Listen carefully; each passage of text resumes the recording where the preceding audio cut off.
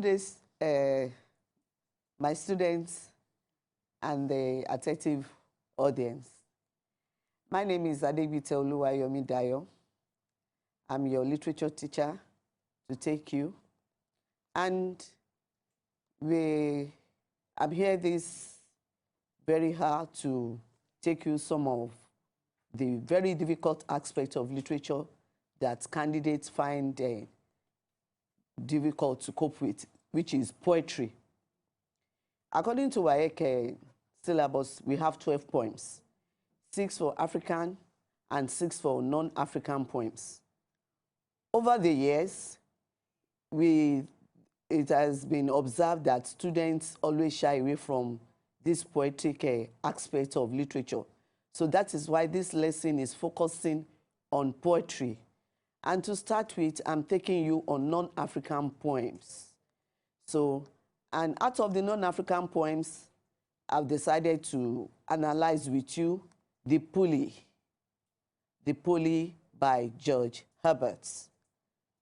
Now, to start with, if you want to answer any question, it is very, on poetry, during your exam, it's very, very important for you to read and study your poem very well.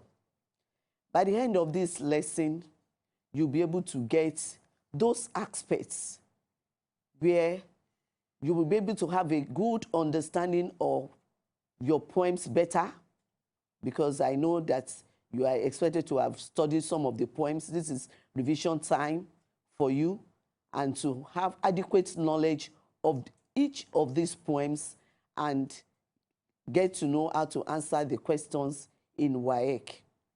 It is not very compulsory that you should quote exactly. You can paraphrase, because though credits are awarded to a candidate that is able to quote and make references according to the poet. But at the same time, if you cannot quote everything, because if you cannot cram the way it is in the poem, you can paraphrase. You can pick the key points, the key words that helps in bringing out the message. And it goes like this. To start with, the title of the poem, The Pulley. What does it mean? Pulley is a wheel. I've tried to analyze how we are going to analyze this poem for this lesson. We are looking at the meaning of the pulley, the summary of the poem, the theme, the tone, and the poetic analysis. These are the areas the questions always covers in WAEC, that questions are set. Now, to start with, we have to get to understand the meaning of the title of the poem. Now, the pulley is a wheel or a set of wheels over which a rope or a chain is pulled in order to lift or lower a heavy load. You are all familiar with, I know most of you are Lagosians, maybe you don't stay in the village, how they draw water from the well. You know a well, like a reservoir that they draw water from. When you want to draw water from the well, there is a kind of a long rope, and you have to tie a bucket to it before you bring the water from the well. So in this poem, the poem is a metaphysical poem. And the person that has written the poem, George Herbert, belongs to the class of metaphysical poets.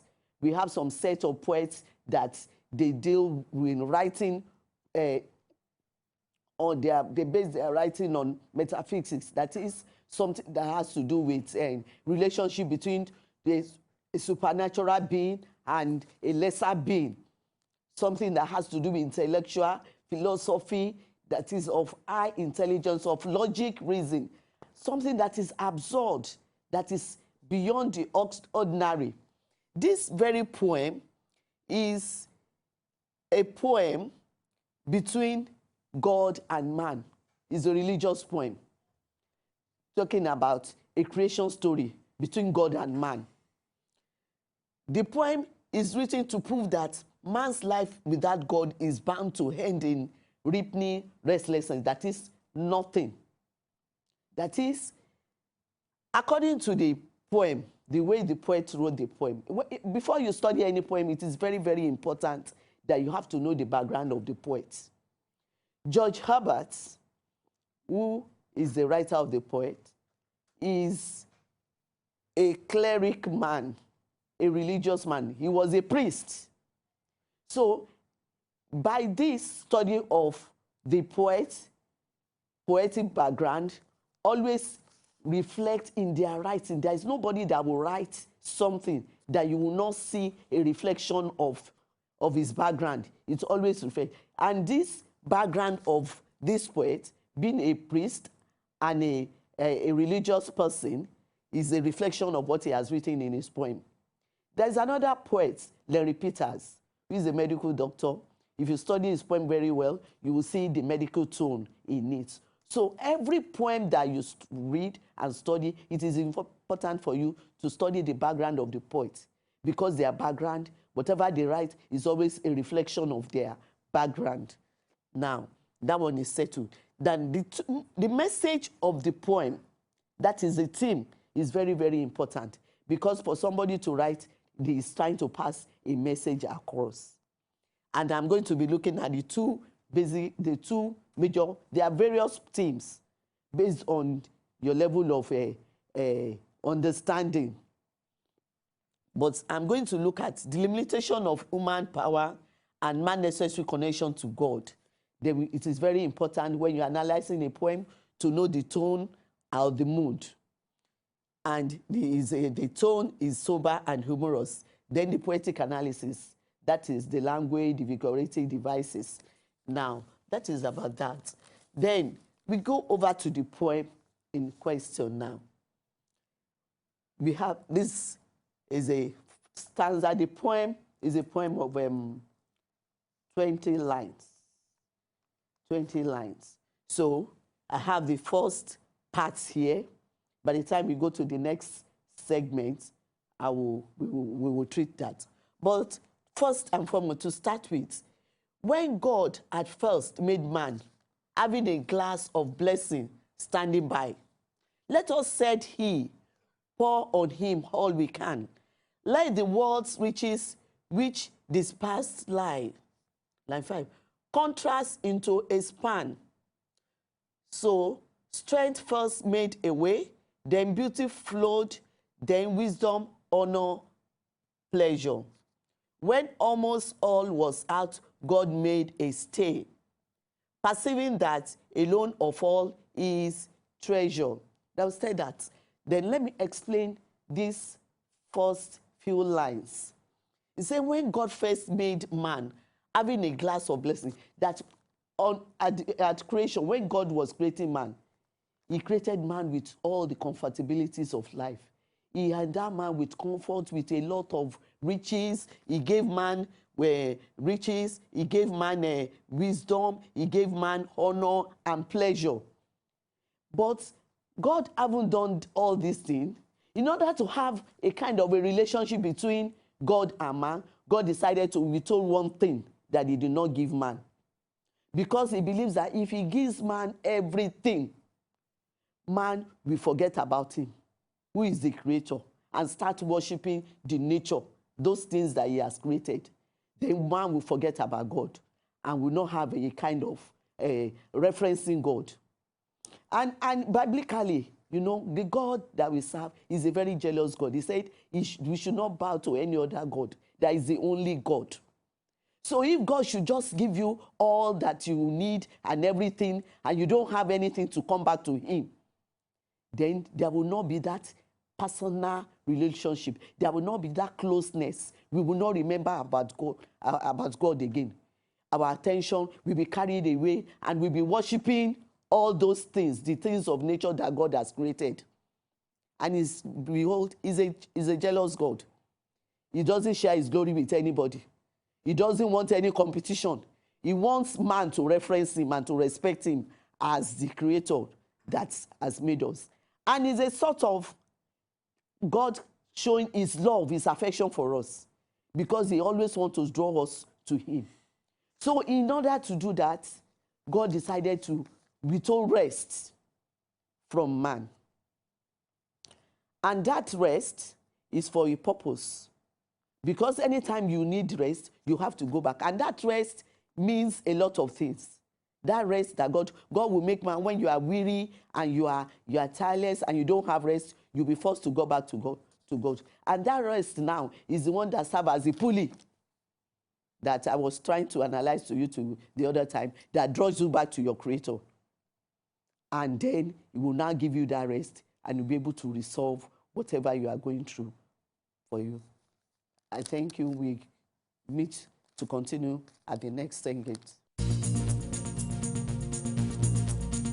You are welcome back to the next segment.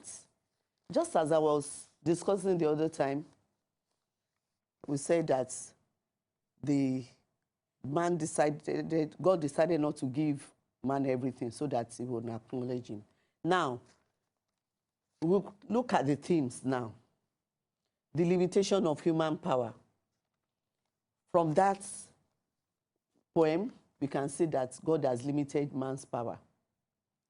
Then, man's necessary connection to God. There will always be a kind of relation. Now, we want to talk about the tone and the mood. You can see that the poet is in a very sober and a humorous mood. Humorous in the sense that the kind of interaction between a supernatural being and a lesser being is quite humorous. Then, over to this aspect, the poetic analysis, which students you often find most difficult, because most times some students don't even go near the poetry aspect. Anything that has to do with poetic analysis, they don't. But it's very easy.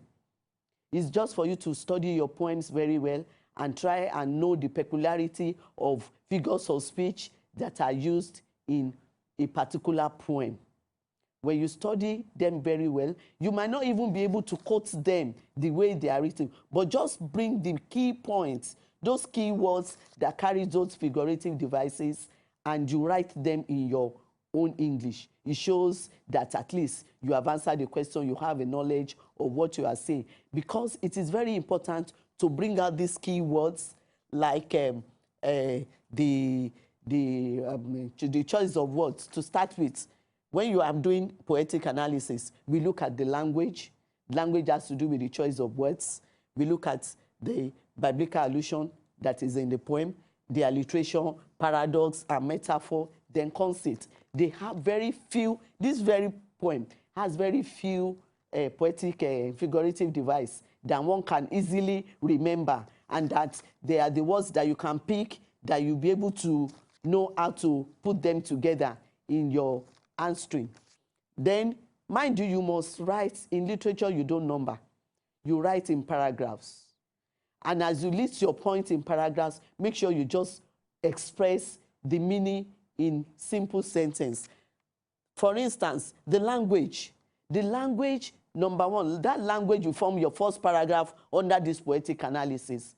The language of the poet is very simple and straightforward English.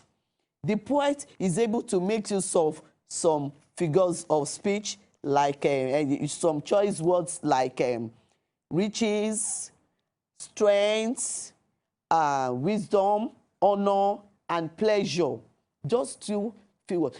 Even if you cannot mention up to 5 choice words that you can remember that brings out the message of, just make sure you mention 1 or 2 in bringing out the message of the poem.